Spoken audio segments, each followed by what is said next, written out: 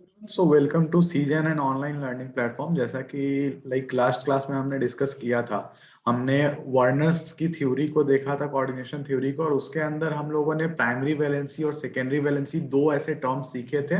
और उसके बेसिस पे कि वर्नर्स कैसे आपकी फॉर्मूलाज को डिफाइन करता है। तो वहां पे जब हम वर्नर्स थ्योरी को पढ़ रहे थे तो बेसिकली उसमें एक इम्पॉर्टेंट सा चीज आया था कि हमने तो प्राइमरी वैलेंसी और सेकेंडरी वैलेंसी को लेके फॉर्मूला तो हम लिखना सीख गए थे। तो उसमें एक चीज अगर जो आपको याद हो, मैंने आपको पहले बताई थी, अगर किसी भी कोऑर्डिनेशन कंपाउंड को अगर हम लिखते हैं तो उसे हम दो पार्ट्स में लिखते हैं। एक जो होता है कि जो ब्रैकेट्स के स्क्वायर ब्रैकेट्स के अंदर रहता है, और एक पार्ट होता है कि जो स्क्वायर ब्रैकेट्स के बाहर रहता है। तो जो ये स्क्वायर ब्रैकेट के अंदर वाला पार्ट है ये कोऑर्डिनेशन स्पेयर कहलाता है, और ये आयोनाइजेशन स्पेयर कहलाता है। तो अब यहाँ पे समझने वाली बात है, जो मैंने पहले भी आपको बताया था, कि कभी भी अगर कोई रिएक्शन होता है तो जो प्रोडक्ट बनता है तो वहां पे हमेशा कंट्रीब्यूशन किसका होता है? आयोनाइजेशन स्पेयर का होता है। और वही उस केस में टूटता है। कोऑर्डिनेशन स्पेयर में इसमें कोई चेंजिंग नहीं आता। अगर रिएक्शन हो रहा है तो ये आपका इसमें से कोई एलिमेंट ना बाहर जाएगा ना वो रिएक्शन में पार्ट लेगा। तो चलिए एक क्वेश्चन के तरफ से समझते हैं कि आखिर इसमें ये कहना क्या चाह रहे हैं। और इसका इन्होंने एक क्वेश्चन है जो जेई में भी पिछली बार उन्होंने पूछा हुआ था, तो उसके अंदर हम देखते हैं कि उन्होंने ऐसा क्या इंपॉर्टेंट यहाँ पे पूछ लिया था वर्नर्स थ्योरी की इंपॉर्टेंस के ऊपर, कि आखिर इसकी यूजिंग में हम किन चीजों को यूज करते हैं और इसको किस तरह से हम अगर थ्योरी है तो उसका कुछ एक यूज होगा। जैसे कि अगर इन्होंने फॉर्मूला बनाना बताया तो उस पे जेई ने किस तरह से क्वेश्चन फ्रेम करा था, इस चीज को हम देखते हैं। तो जेई ने क्या बोला था? उन्होंने बोला कि PtCl4 एंड NH3, उन्होंने ये दो टर्म दे दी। अब वो क्या कह रहे हैं? वो कह रहे हैं कि मे फॉर्म 5 कॉम्प्लेक्सेस। अब उन्होंने बताया कि ये जो हमारे पास PtCl4 और NH3 से हमें 5 कॉम्प्लेक्स मिल रहे हैं। तो अब ये 5 कॉम्प्लेक्स कौन से हैं उनके अकॉर्डिंग, तो उन्होंने जो क्वेश्चन में लिखा हुआ था ये थे PtCl4 डॉट 6NH3। तो हमने बोला ठीक है। सेकंड उन्होंने जो दिया कि सेकंड जो अब 5 कॉम्प्लेक्स क्वेश्चंस में गिवन थे, तो PtCl4 डॉट 5NH3। आप साथ के साथ नोट करते जाएं, ये आपके लिए भी काफी इंपॉर्टेंट है कि आखिर वर्नर्स थ्योरी, जिसे फादर ऑफ कोऑर्डिनेशन कंपाउंड कहा जाता है, उन्होंने ऐसी कौन सी इंपॉर्टेंट चीज बताई थी। वो इसी एक क्वेश्चन में हम सारे चीजों को क्लियर कर लेंगे कि वर्नर्स थ्योरी का यूज क्या था। तो जो फोर्थ कॉम्प्लेक्स था वो PtCl4 डॉट 3NH3। जो हमारे पास फिफ्थ कॉम्प्लेक्स था वो हमारे पास था PtCl4 डॉट 2NH3। तो ये थे हमारे पास 5 कॉम्प्लेक्स। तो अब इसके बाद उन्होंने क्या बोला कि ये जो भी कॉम्प्लेक्स है, आप क्वेश्चन नोट करेंगे, 1 mole of each complex ABCDE, 1 mole of each complex reacts with access of AgNO3। आप इसे नोट कर ले, मैं इनको शॉर्ट में लिख के अभी यहाँ पे आपको समझाता हूं कि ये कहना क्या चाह रहे हैं। Reacts with access of AgNO3। इन्होंने साथ में हमें क्या दे रखा है? इन्होंने हमें साथ में दिया हुआ है एक्सेस ऑफ AgNO3। तो अब इन्होंने बोला कि आप 1 मोल तो लेना है आपको अपने कंपाउंड का जो कॉम्प्लेक्स बना है, और AgNO3 आप एक्सेस में यूज कर सकते हैं।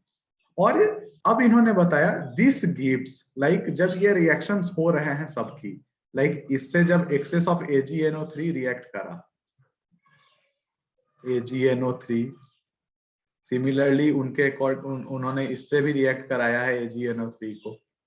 सिमिलरली इसके अकॉर्डिंग अगर हम देखें तो उन्होंने यहाँ पे भी रिएक्ट कराया है AgNO3 को। वहां उन्होंने यहाँ पे भी AgNO3 के साथ रिएक्शन कराई है। सिमिलरली यहाँ पे भी AgNO3 के साथ उन्होंने एक्सेस ऑफ AgNO3 दे रखा है। और अब उन्होंने क्या कहा कि क्वेश्चन के अंदर उन्होंने बोला था कि यहां से आपको 4 मोल्स ऑफ AgCl मिल रहा है, 3 मोल्स ऑफ AgCl सेकेंड वाले कॉम्प्लेक्स से, 2 मोल्स ऑफ AgCl,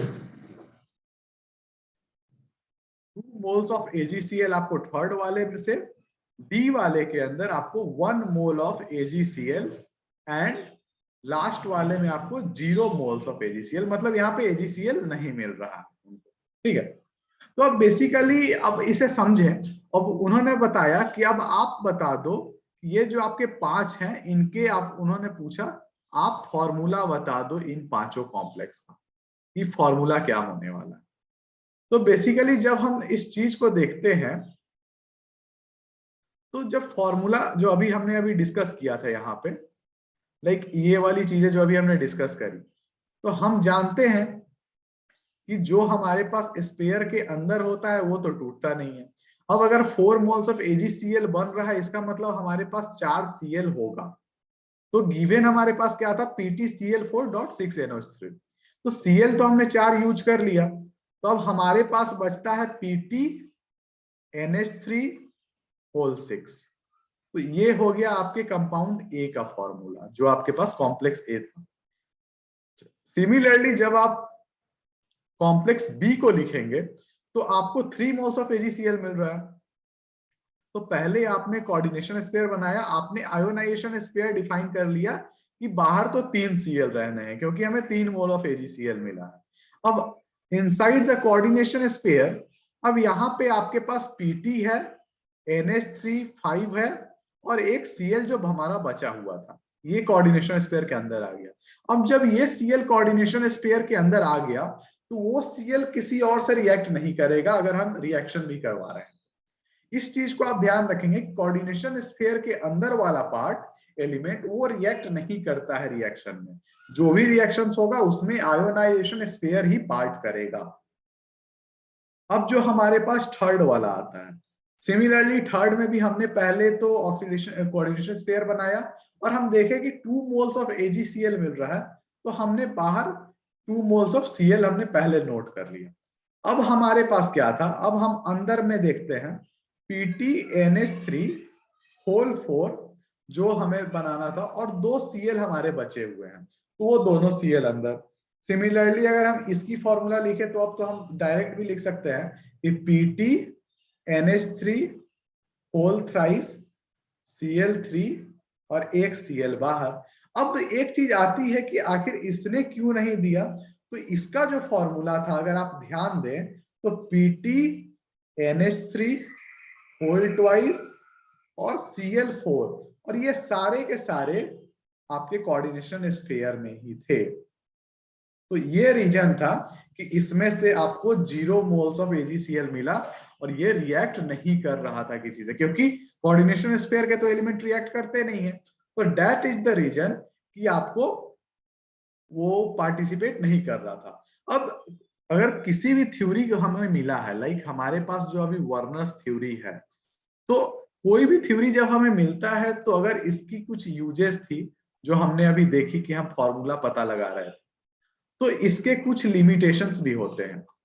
और हर जो भी थ्योरी हमारा रहता है उसके बाद जो नई थ्योरी आती है, तो पुराने थ्योरी में कुछ कमी रहता है तभी हमारे पास न्यू थ्योरी आती है। तो अब इसके जो लिमिटेशंस थे उसमें सबसे पहला और सबसे बड़ा इनका वर्नर्स थ्योरी ने डिफाइन नहीं कर पाया था कि जो इन्होंने सेकेंडरी वैलेंसी के बारे में तो बता दिया था, लेकिन सेकेंडरी वैलेंसी से हम ज्योमेट्री को कैसे डिफाइन कर रहे हैं ये इन्होंने क्लियर नहीं कर पाए थे।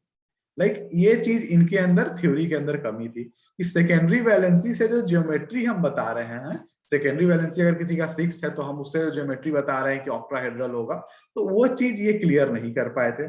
दूसरी चीज ये एक बहुत बड़ी चीज क्लियर नहीं कर पाए थे कि कोऑर्डिनेशन कंपाउंड जो हमारा होता है, कोऑर्डिनेशन कंपाउंड जो हमारा होता है ये सिर्फ और सिर्फ ट्रांजिशन एलिमेंट ही बनाते हैं, बाकी एलिमेंट्स क्यों नहीं बनाते हैं। तो इस चीज की भी क्लियरेंस और इसकी भी रीजन इन्होंने नहीं दे पाए। तो लाइक ये वर्नर्स की एक बहुत बड़ी ड्रॉबैक थी कि सिर्फ और सिर्फ ट्रांजिशन एलिमेंट्स ही क्यों बनाते हैं हमारे पास कोऑर्डिनेशन कंपाउंड या कॉम्प्लेक्स, अदर एलिमेंट्स क्यों नहीं बना पाते।